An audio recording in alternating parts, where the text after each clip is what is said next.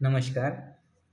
सारस्वतांची मांदी आडी समूहातर्फे कोण बनेल महाराष्ट्राचा उत्कृष्ट सारस्वत स्पर्धा क्रमांक 2 या कविता स्पर्धेसाठी मी निरंजन शामराव ठणठणकार माझी कविता सादर करतो. कवितेचं शीर्षक आहे हरवलेलं गाव. रचना सादर करतो. टाळ होते विना होते, टाळ होते विना होते, भजनात मानसाचे देव होते.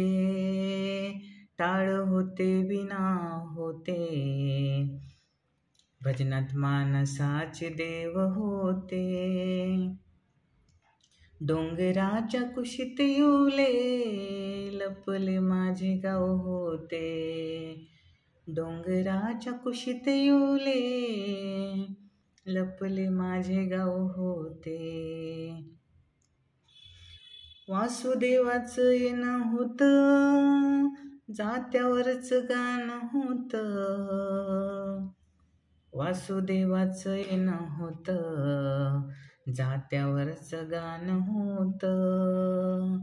कुंकू कपाडी लाल, सुवासिनीचं लेणं होतं. कुंकू कपाडी लाल, सुवासिनीचं लेणं होतं. शेतामध्ये आमच्या चिंच होती, बोर होती.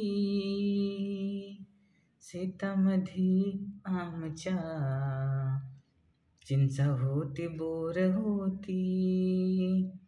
नदीवर पोहणारी ती लहान मोठी पोर होती. नदीवर पोहणारी ती लहान मोठी पोर होती. सनथोर मंडळी गावी, सनथोर मंडळी गावी, पारावरती बसत होते. सनथोर मंडळी गावी, पारावरती बसत होते. मुखात दात नसूनी आजोबा खडखडून हसत होते. मुखात दात नसूनी आजोबा खडखडून हसत होते. आपुल्यांचं येणं होतं, हसणं होतं, रुसणं होतं. आपुल्यांचं येणं होतं, हसणं होतं, रुसणं होतं. अंगत पंगत जेवताना जवळी जवळी बसणं होतं. अंगत पंगत जेवताना जवळी जवळी बसणं होतं. नाती होती गोती होती हो,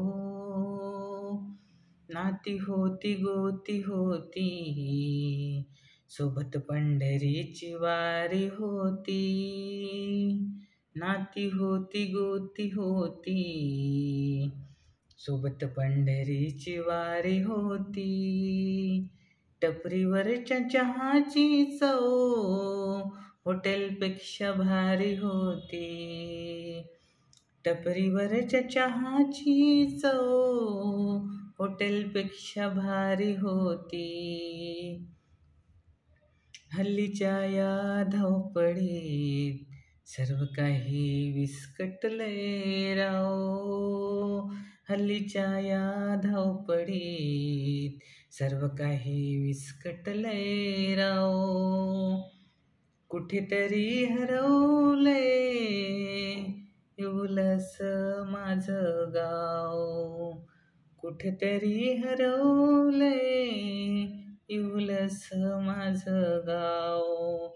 आणि मी शोधतो माझं हरवलेलं गाव.